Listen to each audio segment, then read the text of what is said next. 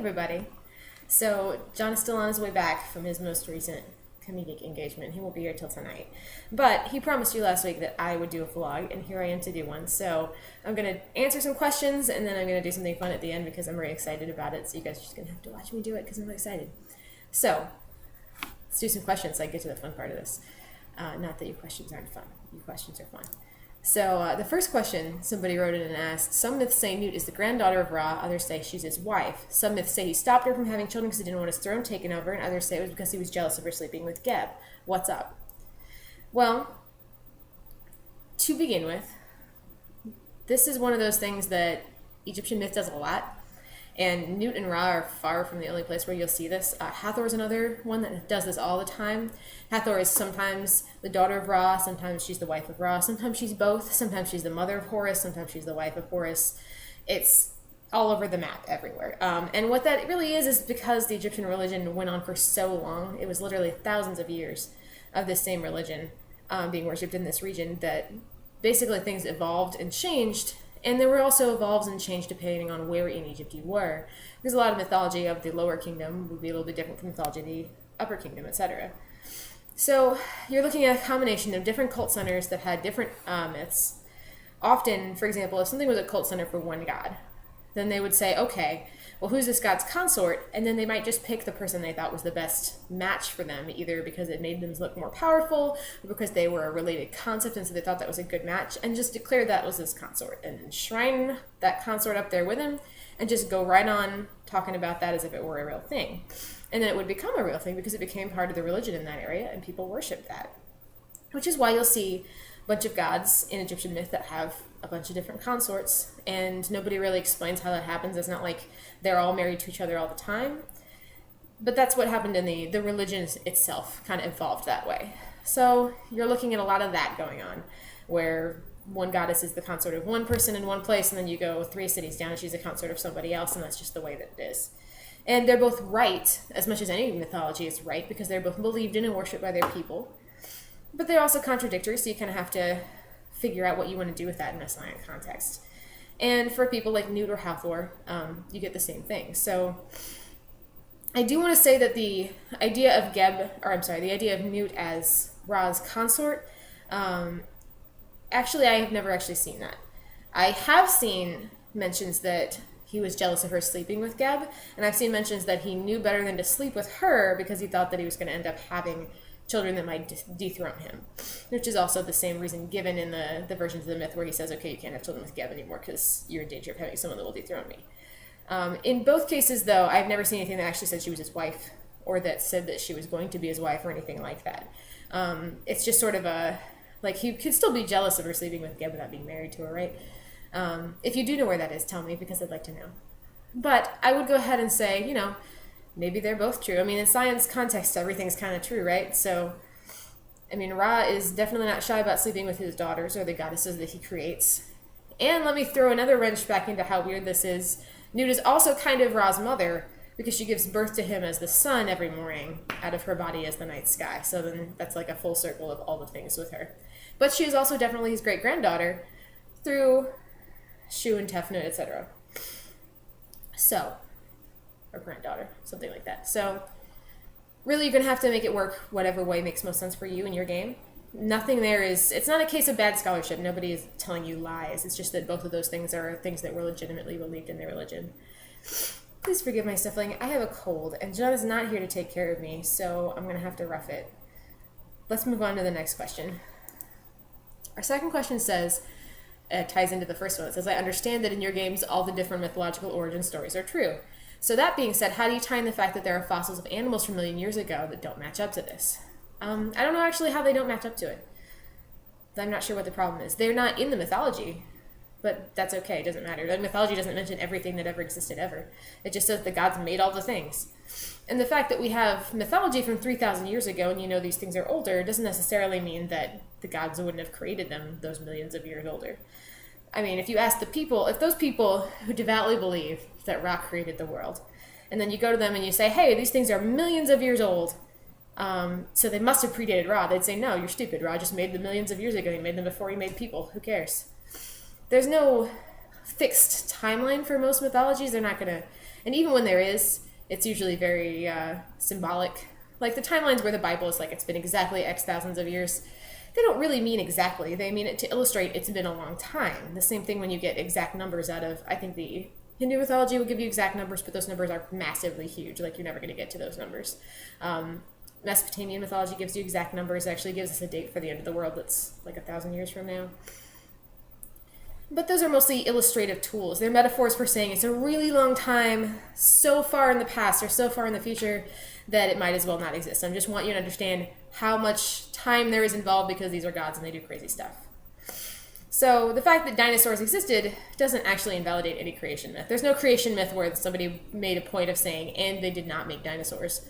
Just assume dinosaurs are included in all the other things they made. And if it says something, that gives you a concrete time frame, like to use Genesis as an example, each of the 7 days that things were created, that may not be a literal day. That may be a day meaning any number of things, or it may be a day in like crazy God time.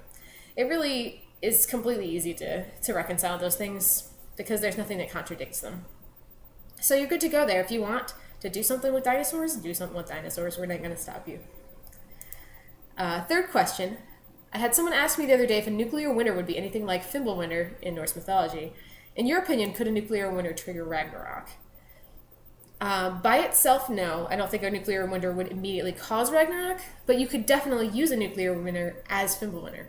So, for example, if you were writing a story about Norse mythology and you wanted to have your players, hit Fimbulwintr and know that Ragnarok's coming up, which most of us do. I mean, if you have a lot of Norse players, that's like the big thing about their universe that you got to deal with. So in that case, if there's a war that causes a nuclear winter, then you may, in fact, be able to say, okay, that's Fimbulwintr. It's happening now, guys. It doesn't have to be. You could also have a nuclear winter that had nothing to do with Fimbulwintr. It's completely up to the storyteller's call. And you could also say, in your game particularly, hey, if a nuclear winter happens, that will trigger Ragnarok. I don't think that anybody has to pick any one of those things, like that's the only way you can do it. You can do any of those things and it'll be totally reasonable. Our Fimbulwintr just sort of happened. It was kicked off by Baldur's death, not by anything that humans did. But if you want to get humans involved, or you want to be like, well, some gods, spearheaded this war in an attempt to cause Ragnarok, or, some titans did that, go for it. I mean, it sounds like a fire god would love to cause a nuclear firestorm and then have winter come down and start the long road to Ragnarok. And by fire god, I meant fire titan. I mean, that's something the sorter would love to do. So totally pursue that if you like that. I mean, a giant winter is something that's not going to happen naturally. So either it's going to happen unnaturally because magic, or it's going to happen unnaturally because science. And it's totally your call how much of either one you want in your game. All right, fourth question. Do you guys use the Order of the Divine Glory in your games? And if so, how prevalent are they? We do not. The Order of the Divine Glory it meant well. For those who haven't read the books or haven't read that book, the Order of the Divine Glory was the original Scion's line's attempt to handle the problem of monotheism in Scion. Basically, they said, okay, well, monotheistic religions are actually all creations of Aten, the sun titan, who was the original monotheistic god, except he wasn't really, he was more monolatristic, but no one cares about me complaining about that again. And so the Order of the Divine Glory is sort of a mortal cult that worships him under the guise of those monotheistic religions, and then opposes Scions and gains some powers from him as a titan and is able to do stuff, and so on. It's a way to say, okay, we're going to address monotheism in the game in a way that doesn't invalidate all the polytheistic religions. We're not going to say God with a big capital G is real, because then he would be more powerful than everybody else, and that wouldn't be fair to the game setting. But we also have to acknowledge that, that's a major core mythology of the world, and we can't just ignore it. Unfortunately, didn't work very well. We have a lot of problems with the treatment of that. It gets really weird and wacky with what you can do with mortals and titans, not necessarily in a bad way, but definitely in a way that, first of all, may be offensive to people who are monotheists playing the game, just because it definitely demonizes them. The book tries to tell you, well, they're not necessarily bad people. They believe what they're doing is right, but they're being used as cat's paws for a titan. But if you have a devout Catholic at your table or a devout Jewish person at your table, and you're like, well, everybody who's Catholic or Jewish is actually a stupid human who's being misled by a titan into fighting the actual good guys, that's not going to go down real well necessarily. And some players will be fine with it because it's fantasy, and some players won't. And so you kind of have to gauge your own table and know who's there and what they're going to feel like. But generally, it's an approach that encourages players to not like it very much, and so we didn't appreciate that too much. And we just generally have a lot of problems with Aten as the big G god. Like, his treatment in ancient Egyptian religion really doesn't resemble monotheistic gods all that much. He was never a Yahweh or an Allah, and he, shoehorning him into that, like, it is really cool to be able to say he was the first, like, move toward monotheism super long ago, because that's not necessarily untrue, but, I mean, Ahura Mazda has more in common with those guys than Aten does, and the book's definitely backed off of ever trying to concatenate him with the monotheistic gods. So anyway, we don't use them. That doesn't mean that there aren't, like, whispers of monotheism around in our game setting, but our players haven't pursued them, and so we're not going to tell them what they are, whether they're important, and they're going to figure it out themselves. And there definitely have been mortals that were empowered by something that claimed to be God. You'll see them in, actually, I think one of Aurora's fiction stories. A dude from the Vatican comes after her to burn her as a witch, and he definitely has some kind of powers that he shouldn't have. And those were likely granted to him by a Titan. But any Titan can lie about being God. And any Titan can give people powers. Any god can lie about being Big G God, for that matter. I mean, when monotheism is such a powerful force in so much of the world, it's a really convenient place for anybody that wants to lie about what they are. Because if you roll in with your divine splendor as a god or a Titan, people will believe you're God. I mean, what else could you possibly be? So, it's something that any character could use. And the Order of the Divine Glory was both not very positive and it didn't give us many plot hooks. It was all very mortal level. And it's also not very creative. Like, it shuts a lot of doors to other people that could be doing that kind of stuff. So, we were big fans. But if you do use it, and you find creative ways to use it, that's totally cool too. Alright, next question. Do you think Aphrodite's lack of purviews can be accounted for by a buttload of Arete inabilities such as presence and empathy and command that gives her supernatural command over people's emotions without a purview or misplaced epics? Yes and no. Like, it's always easy to say with the Greek gods, well, he doesn't have a lot of associations, that's fine, he probably has a lot of Arete. Because if you were playing him as a PC, that would be true. You'd be like, well, if I didn't spend my points on purviews, then I must have put him somewhere, they're probably in Arete, because Arete will eat up your purview points like nobody's business. But at the same time, nobody played Aphrodite. She's not a PC. So like every other god that is in the game setting, she's going to come into play with the abilities that she should have Arete in as the ones she has. Like every other god, like we don't be like, oh, you got to give them 6 associations even if they don't have them. Same thing goes for Arete. I would assume she definitely has max Arete presence. That's a no-brainer. But empathy, maybe not so much. She's not actually very good at empathy. Command, maybe not actually so much, because people just fucking disobey Aphrodite when she tells them to do stuff. It happens to her all the time. That doesn't mean that, she doesn't have Arete in some other things. And it doesn't mean that you can't say, well, she has Arete if you feel the need to justify her lack of associations. But really, most of the time we don't feel the need to justify her lack of associations, and that goes for all of the Theoi, because they all have few associations, and that's not a failure. That's a result of the fact that Greek mythology is very, very specialized. So everybody in it kind of has one special job, and they do that job, and that's about it. So you don't have a lot of extra associations rolling around. And there are some my goodness, what am I trying to say? There are some exceptions. You've got your Hecates who do like 9 billion things. Like, we had to cut stuff off of Hecate because she was just fucking out of control. Or you guys like Dionysus and Apollo that have a lot of associations. But you also have a lot of people who have like 3 or 4. And that's just normal for a Greek god, because Greek mythology, instead of giving one god a whole bunch of associations, just had a multitude of gods that all have a couple. So if you want to say, whenever a player asks, why doesn't this god have more stuff, it's always easy to say, oh, well, because they have Arete. And you could totally use that as a justification, and you can map out which Aretes you think they should have.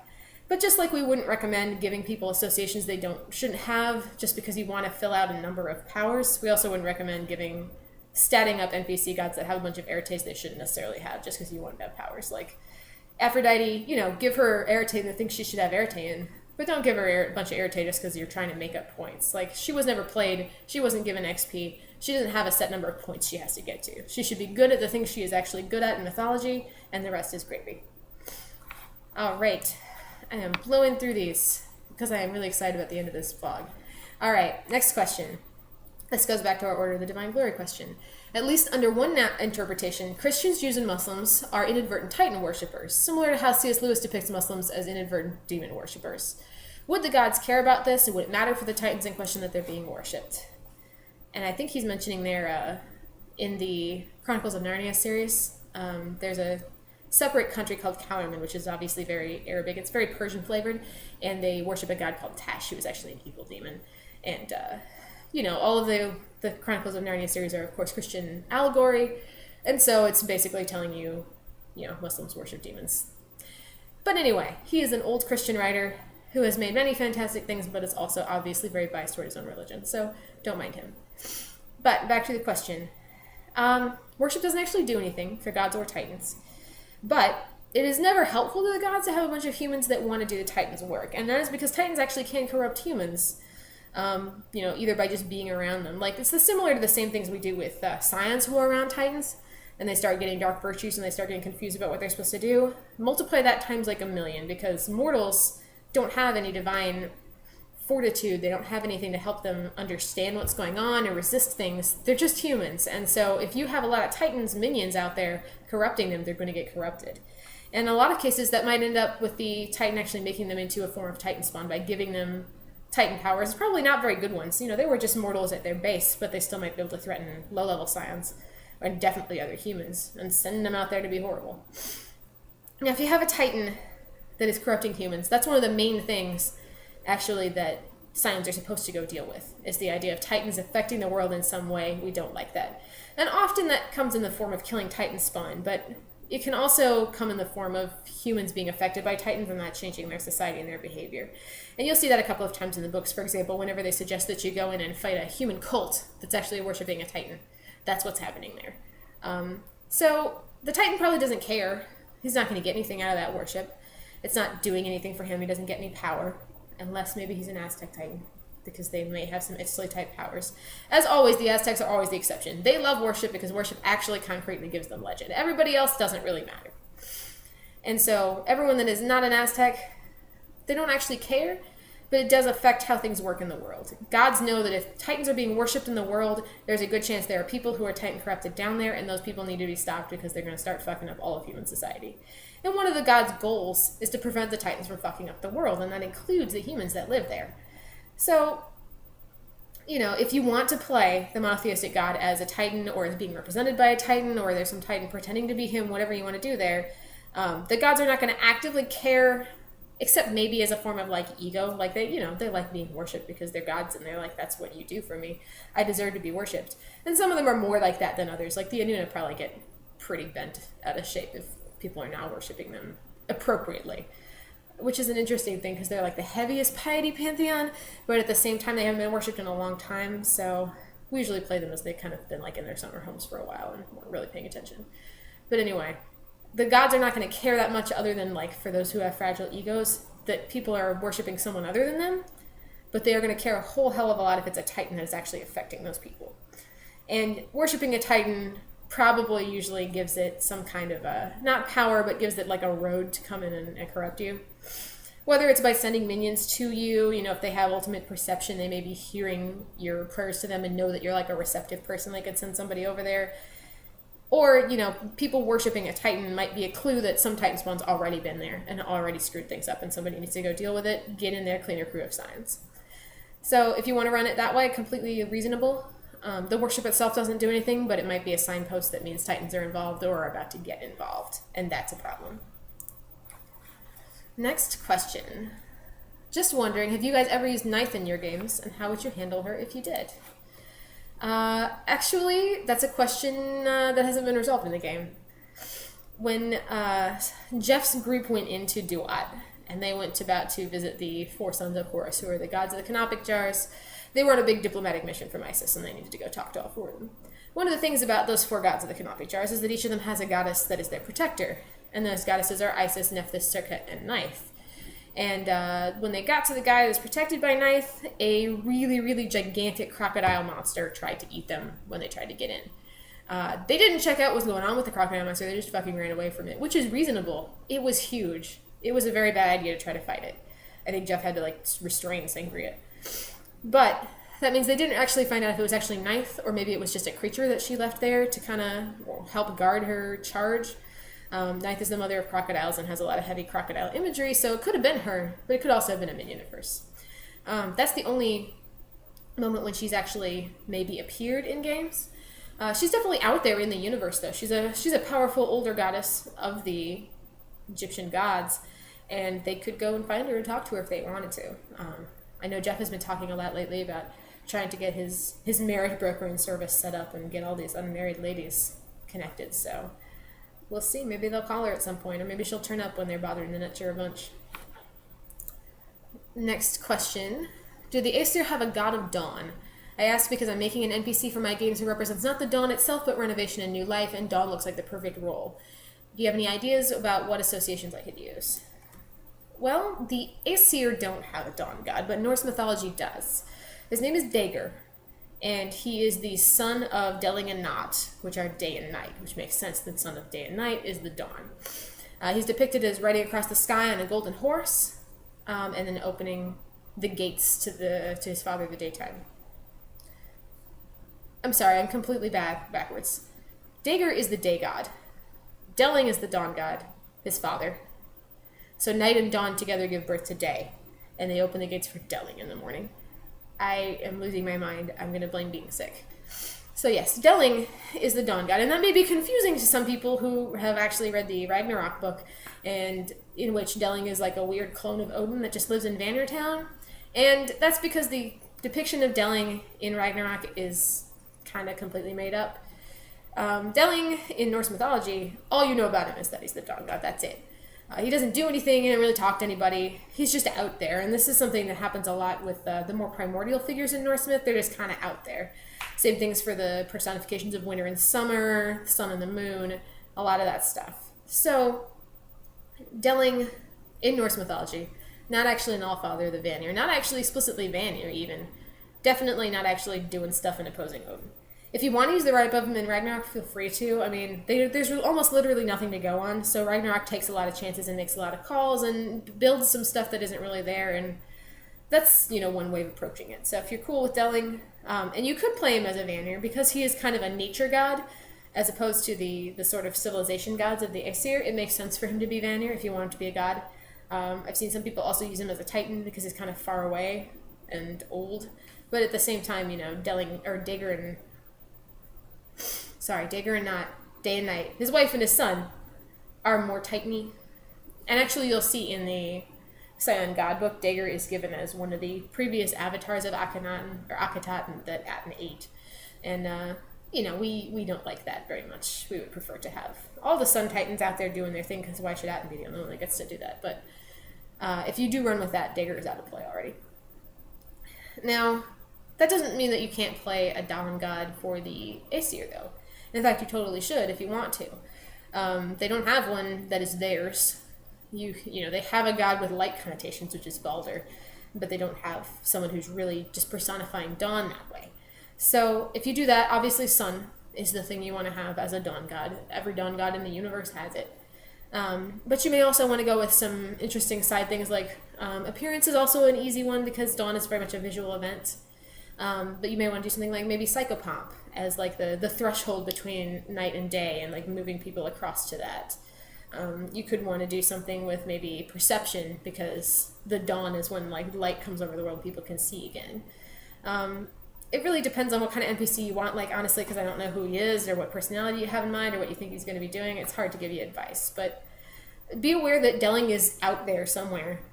But he's also easily ignored. He's not one of the Aesir. He doesn't do stuff with them. So if you have a new god that wants to take that mantle, feel free, go for it. Next question. How do powers like control water affect water-based liquids like alcoholic beverages or soda? Well, right now they don't. Technically, currently, the water purview only affects water. And it can be water that has some shit in it. Like if you spill soda in the water, you can still use your water control on it. It's just diluted water. But you can't use it on like a bottle of soda, generally. You want to only use water. That's something we've actually been talking about changing. We haven't decided yet. We talk all the time. We talk a really big game about changes we're going to make to APPs, and then we never do it because we're working on 9,000 other projects. But when we talk about water, one of the things we talk about is what kinds of liquids should you be able to affect, what kinds of ways should you be able to affect them, should it be different from regular water, And should you have boons that maybe just turn liquids into water and then you can use them? Like, for example, the purified water boon, which is at god level, is kind of underwhelming right now, unless you have a serious problem with polluted water. But if it could do something like making you able to purify any liquid so that just the water remains, that would be pretty neat, right? Is that a change we already made? I feel like I'm talking about a thing that we talked about doing a bunch, and then I'm not sure if it actually happened. And now I feel like maybe I'm putting my foot in my mouth. No, we didn't actually do this yet. We've been talking about doing it, obviously enough that I wasn't even sure that we didn't do it yet. So that's an approach we would see taking, that if you're a god of water, you can be like, well, not just water, but all liquids are now my domain. The exception we always use is bodily fluids. Bodily fluids probably shouldn't be touched by water because they're covered by the health purview. The health purview is in charge of things that are of the body and come from the body. So if you probably can't use the water purview on blood, for example, or semen, or fluids that are inside a person's membranes, with the exception of the desiccate boon, which frankly is pretty sciencey and we don't like a lot. So I would say our recommendation personally my recommendation, John's not here, I'm not going to speak for him, but my recommendation would be to say make purified water able to draw the water out of other liquids so that water gods can use their boons on things that are not pure water, but that people less powerful in the water purview can't. And just stick to saying, guys, you actually use some water. Don't try to pour strawberry soda on the ground and fight people with it. It's not going to work. All right, and our last question. You mentioned in a post earlier in the year that divine parents can grant birthrights for purviews they're not associated with. But what about the animal purview for animals that no god has? For example, extinct animals. Would the Scion just have to buy boons without a corresponding relic? Well, first of all, no, we wouldn't do that. It's already punishing enough to take an animal that is extinct without also not being able to use any boons until you're Legend 5. That would be bullshit.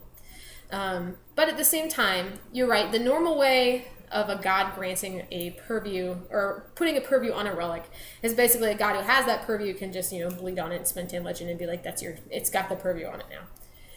But you can't do that if they don't have the thing. And nobody right now has, for example, animal Archaeopteryx. It doesn't exist. No god was around because no humans were around when Archaeopteryx existed, so they can't have it as an associated totem animal.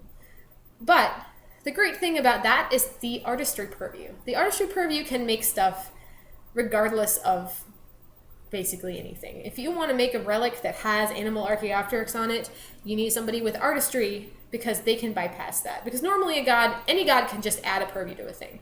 But an artistry god can put stuff on a relic that nobody else could put on there, and that includes relic or purviews that people don't have. And you could also do this actually in pantheons that are lacking something. Like, for example, nobody among the Yazada has darkness. So nobody in there is going to be able to put darkness on a relic. And they could just try to go broker for some favors and get a god of darkness from another pantheon to put it on there, but they could also just get some guy with artistry to just fucking make it. And that would probably be easier for them. So, for your thing with animal Archaeopteryx, get somebody with artistry, tell them what you want on it, they can go make that thing. Again, as always, it's up to the storyteller how difficult it is to make it and what kind of materials they're going to need. But it's, still possible to make a thing that has that. It's not impossible. And we would never want a Scion to not be able to use any boons until he was Legend 5 and then not be able to use any boons at full strength until he was Legend 9. That's horrible. And it's already hard enough when you have an extinct animal, right? Because you don't have any of them around to hang out with, so it's like half your boons don't work anyway. That would just be like the icing on a horrible, horrible cake. So we will not do that to you. And you guys shouldn't do it to your players either. If you want to come up with, backstory reasons about why it was so important for the Scion to have a dinosaur relic that they had to go get an artistry god to fucking make it, feel free. That's usually a good place for plot seeds. Like later that artistry god can show up and be like, you owe me, I just made the only one of that thing in existence. But it's still possible. Okay, so that is all of the questions for today. So instead I'm going to show you something. John actually told you guys, I think, in the last vlog that I was going to talk to you about codices, Mesoamerican codices. And he was a liar, because I'm not actually going to talk about them, I'm going to show you them, and I'm very excited about it. So about a month ago, I got in contact with an artist in Mexico who had made a study of some of the preserved codices and then made and sold reproductions of them. So that means that he's a person who went and studied the codices in minute detail and then learned how to paint exactly what is on them and now paints reproductions of them, which he then sells to people like me who were really excited I was completely insufferable for like the 2 weeks that it took it to get in the mail from Mexico to get to me. I was bananas. People were very tired of me because I was constantly tracking it and complaining. And then, oh my God, the day that it got there and John was asleep and they did not deliver it and just left a note that said, come get it at the post office or we're sending it back to Mexico, I was a harpy. But they got here and I'm super excited about it. So I'm going to show you some of them. And then you guys can kind of see what an Aztec or Maya codex looks like because I have both. All right, so what we've got here are, this is one little codex. This is an excerpt from the Codex Borgia. It's not the entire Codex Borgia because one, the Codex Borgia is huge, and two, the Codex Borgia is actually really damaged in places, and so it would be very difficult to reproduce those things because we can't even like see what they used to look like anymore. But like many Mesoamerican codices, we tend to think of them like books, and some of them were bound like books, but that's mostly after the arrival of the Spanish. They were mostly actually like accordion style pull-out. And so this is my absolutely fantastic reproduction of part of the Codex Borgia. And it is very hard to show you all of it because it is huge and it goes everywhere, every direction. But a lot of it is calendrical symbols. There's a lot of gods in here that you guys might recognize, might not. Like there's a sweet picture of Tlaloc in there. There's a picture of Xicotencatl, the fire god. Let me show you up close the really big showstopper plates. So this is, let's see if I can get this in here. This is Mictlantecuhtli over here on the left, and then Quetzalcoatl on the right. And there is dual representations of gods of life and death, because they're fucking fantastic. And you can see all the like little details. You can see all the stars inside Mictlantecuhtli from the myth where he eats them. You can see Quetzalcoatl has the long red nose, which is supposed to represent a bird's beak. And then it's fantastic. I don't know if you guys can see it very well, but I'm super excited about it. And then around them you can see, sorry, I lost the camera for a minute. Around them you can see all the calendar symbols. And then on the other side of the codex at the end, this bad boy you guys all know is Tezcatlipoca. And there he is with his missing foot, which has a jaguar there instead. He's got his turkey feathers. He's got his black stripes on his face. He's completely crazy looking, as he should be. And so this is now one of my favorite things that I own ever. And I wish you guys were here so I could fold it all out and like point out everything to you. That would take a really long time and be very hard for you guys to see. But I will still show you the other ones. This is a portion of the Codex Azteca, which is again mostly calendrical symbols, different gods and images. I'll show you a couple of them. See this guy in the middle here with the red face? That's Tanatia, the sun god, who became the sun and is now carried about by Huitzilopochtli. Down here in the corner, that's Tlaloc. You can tell because he has the giant crocodile teeth in his ugly, ugly face. And then you can also see, whoops, lost him, there he is. God, they're too fantastic. I don't even know how to talk about them. And then on the upper right, see here's Tezcat again. Still missing his foot, doesn't have a jaguar there this time. There's Quetzalcoatl again down in the corner on the left. And then over on the right corner, that's Chalchiuhtlicue. You can tell because she's got the serpent coming out of the water pot on her back because she's the goddess of water, and the serpents are her kind of totem animal because they also represent water. And so those are both completely fantastic. And then because I am totally equal opportunity when it comes to Mesoamerica, I also got a Maya codex, which is the Dresden Codex, which is one of the most famous pieces of Maya art and literature left. And it is way impossible to show you the whole thing because, as you can see, it is huge, enormous. It is completely gigantic. But it is full of amazing things, like, check out that critter. Hell yeah. And then just like god after god sitting around, showing different numbers, different words. Like, it is massive and awesome. And one of the things that I love about having both is that I can now show the players like the very concrete difference in Maya and Aztec art styles. Like, looking at this, it's obviously very different from the Codex Borgia that we just looked at. And so you can definitely see how they're very different people in terms of art and culture. Oh my god, I'm so excited. Look up there. He's so ugly. I love it. So I would love to go through and tell you who every person in here is.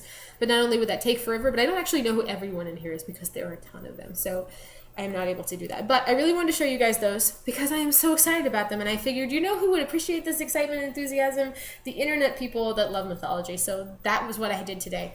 And thank you for putting up with it. I'm very excited about it. Oh, and if you guys want to know this, guy's like websites, you can get some of these. I will tell you where it is. Just let me know. So that is all for me for today. John will be back tonight, and hopefully we will both be in the vlog next week. And I'll see all you guys then.